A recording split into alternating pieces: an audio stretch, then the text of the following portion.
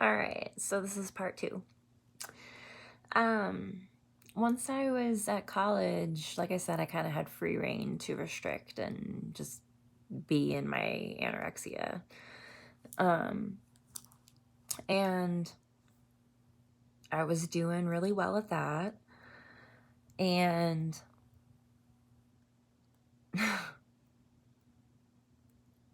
I was just having a really hard time enjoying my college experience. I wasn't making friends because I was just really studious and focused on making all A's and caught up in my eating disorder. I just didn't have time for anything else. My two friends, they joined a sorority, and that's not my thing. And that's kind of like your option for kind of being social. If you want to be social, like that's the thing that you kind of need to do, is join a sorority or a fraternity. But I'm not that kind of gal, if you can't tell. And me in a sorority, okay, I'm gonna let it go. So on Labor Day, I came home because it's just about a 2.5 hour drive from Kirksville back to Kansas City.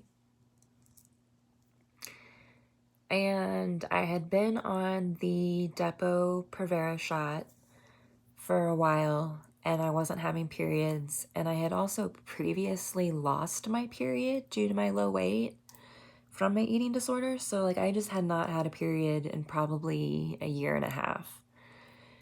And I was joking around with my sister at a Walmart about how I hadn't had my period and how I was just getting sick a lot.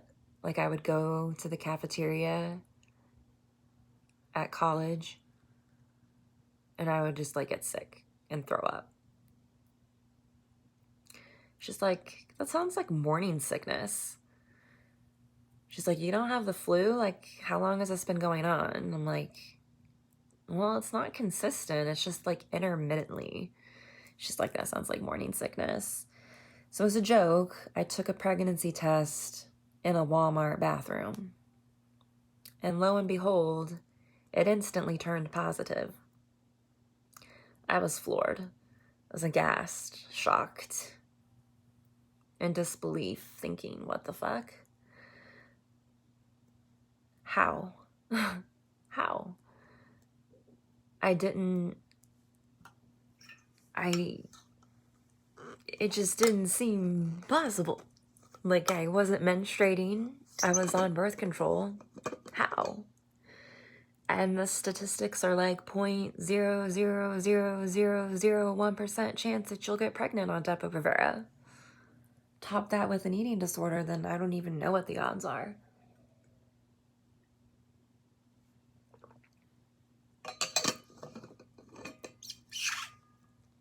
So I told my daughter's dad, and he had brought up, abortion. And I said that I wasn't quite sure that I was on board with that. I told my parents, and my mom suggested the same thing, abortion. And I was like, I'm not really sure that that's what I want. And I went back to Truman and I talked to my RA on my floor. And I felt so alone. Like I didn't know who to talk to. Like these people who are supposed to be my support system are just like, not like, hey, it's your decision. They're like pushing abortion on me. And I'm pro-choice, but I didn't like that. And I asked her if I could just talk to her about it. And she reassured me that it was my choice. And she's Christian and pro-life, but she was telling me, like, it's your choice. Like, it's going to be a life-altering decision for you, and you need to weigh your options, and you have options. So you absolutely can choose to keep the baby, you know, like you don't have to have an abortion. And so hearing that was just like, wow, okay. I can leave college. I can leave college. Like I can leave college. I can leave college because my whole life I grew up with this quiet pressure to excel academically and be the best. That the idea of dropping out of college was like not an option. So I decided to keep the baby, and now I have a beautiful daughter. And once I decided to keep the baby, I immediately committed to recovery, and it was great. I thought it was going to be a hell of a lot more challenging than it was. And surprisingly, it came really easy to me because I wasn't doing it for myself. And that's why it came easy. Because I was doing it for someone else. Someone connected to me on a very deep level, the deepest level. And I remember at one appointment, I requested blind weights. And at one appointment, I was told my weight, and then I just stopped weighing. I was like, no, I'm not getting on the scale anymore. I'll weigh at delivery, and that's it. So I weighed at delivery, and they fucking told me. Bastards. I'm like, I'm about to give birth. I don't want to know how huge I am right now. And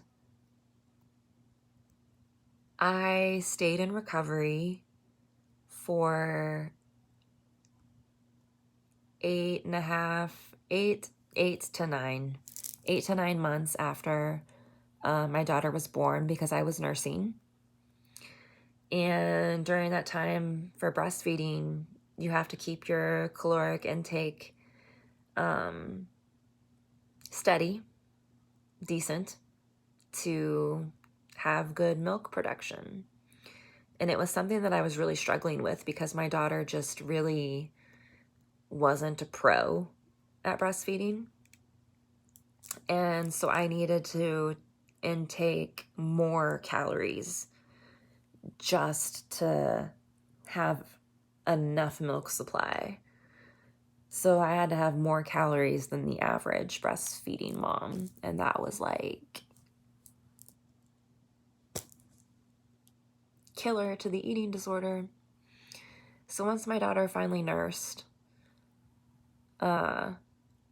herself off me to just solid foods and stuff, it was probably 10 months, and I relapsed hard. It just happened so fast, so suddenly. I snapped. I was in an abusive marriage. My daughter's dad was physically abusive to me, emotionally abusive, verbally abusive, and finally sexually abusive towards me. And my eating disorder was there for me. Unfortunately, I got so sick that I had to be hospitalized. My daughter was about 16. She was, 16, 17, 18 months old while I was in the hospital. I was in the hospital for 3 months. And when I was admitted inpatient on my eval, they told me if I would have continued the way I was, which was my intent, like I had not previously stopped. It was just a sharp decline. There was no like plateauing and like this. It was just all downhill. They said if I had kept at it like I was, that I probably had 2 weeks to live. And that's a harrowing thing to hear. And I was so empty and in so much pain that those words kind of just, they have more of an impact on me now than they did at the time. But the program I was at doesn't exist anymore, but it was called VITA Research Medical Center, and they saved my life. Those 3 months, I can't explain them. I made some of the most incredible friendships.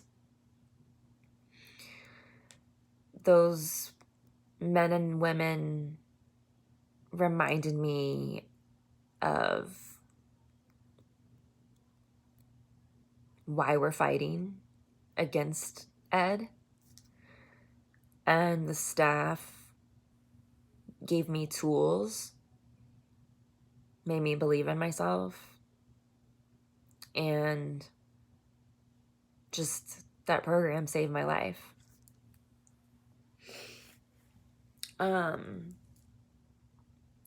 So I think that this is a good first intro, because the next part that I'm going to end here with is just kind of sad.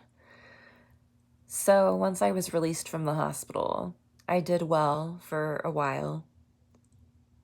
It's kind of a blur, but I certainly didn't last a year. I want to say within 6 months I relapsed again and had to readmit back into VITA. Except their solution the second time around was, oh, she's back, and loaded me up heavily on medication to where I was kind of just a walking zombie around the unit.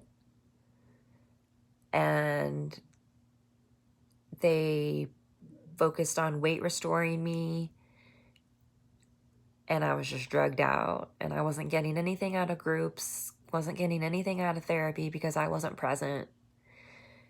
And ultimately, I refused my medication one day, was more clear-headed, and decided to discharge myself AMA because it was what was best for me.